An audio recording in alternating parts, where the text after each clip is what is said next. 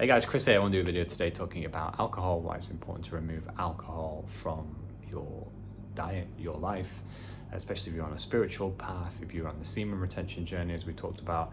It's going to spike your dopamine, it's going to drop your dopamine, your body's going to be recovering the next day, recovering from the drug, from the poison, which doesn't really sit well.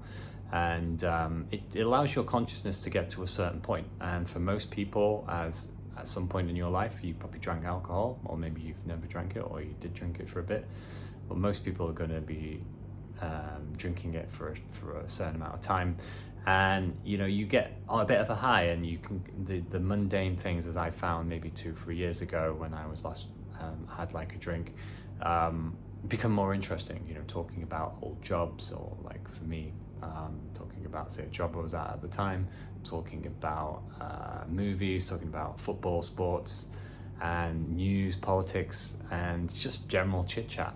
And you can obviously find the fun in things. Sometimes there can be like jokes, maybe can be quite disrespectful to your friends in these kind of environments, but everything becomes more interesting, just a general chat, and it's a good way to connect. I think that's why a lot of people do drink it, and because it's a good way to connect with people, and it's like your consciousness is like a shared consciousness with the planet, and connecting to other people, which is obviously important. It's a good like need, but the surface level things become a lot more interesting, and it's never really something for deep conversation with alcohol. Maybe it is, but generally the mundane things seem more interesting, and this is exactly what drugs do, particularly with alcohol. And there's a lot of spiritual consequences with alcohol. It's making your aura weaker, and it's the sort of holes you might have in the aura, like certain trauma points. You're attracting like other entities to come in and maybe hijack that side. That's why people can become quite dark on alcohol, or their subconscious is somewhat playing out. You might not be able to talk to a woman, for example, but then when you drink you can, or at least you think you can, and then you act in a certain way. You act not as you would act if you were sober, and this is something that I realized before the end of my alcohol journey. I could sense that, I don't know, I kind of went in the mind a bit more.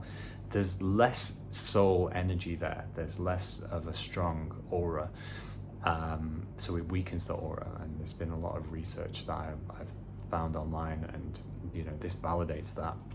The last time I drank alcohol, I actually felt myself going into my head, and I was going against my values at the time, I remember, based on certain decisions, based on that drink. So it kind of, I could feel like I was less, not in control, but I was aware, but I'd less, there was something that was missing. And then they're saying that you're losing like parts of yourself when you fully get drunk and you can't remember.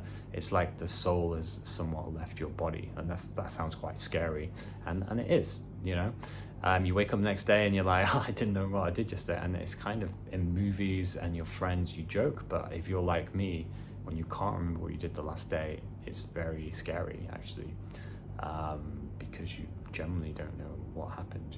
You were probably aware at the time, but because of the traumatic experience, maybe for your body with all of the alcohol, your consciousness is like forgotten, and but very much you were probably aware at the time, but you weren't really had too much conscious control, which again is scary. And I remember I did some more research on this, I read into it, and then that made sense.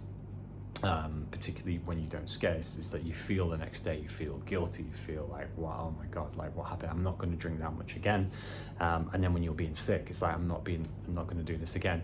And this is the insanity over and over, that people do this every week, and the reason they do it is because everyone else is doing it.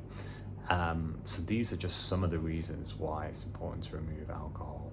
And as you begin to remove it, you're less addicted to the drug. You set off a piece, and you're not like, I need the next drink, and just to really write down what it is that you're getting from the drug, from alcohol.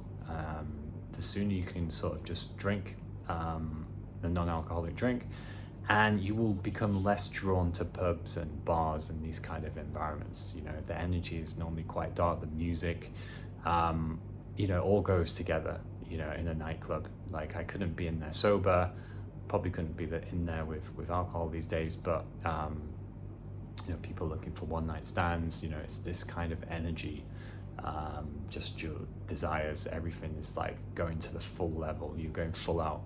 But the next day is normally depression and low mood, and again, it's like you're sacrificing, you know, the present moment for the whole of the next day is not as good, and you're wanting the high, the dopamine high, and normally you can't really create anything powerful. Like, normally I remember when I first started learning about business and doing meaningful projects and wanting to get into a good routine, you know, alcohol pretty much had to be stripped out of the diet. So that's mainly why I removed alcohol. And everyone around me now doesn't really drink, or at least I don't really know many people. Maybe they drink, but they don't drink with me, or maybe they have a wine every now and again, or a beer every now and again. But you know, most people I know don't drink. And then your family stops to drink less, and people around you, and people just randomly just quit. It's kind of amazing.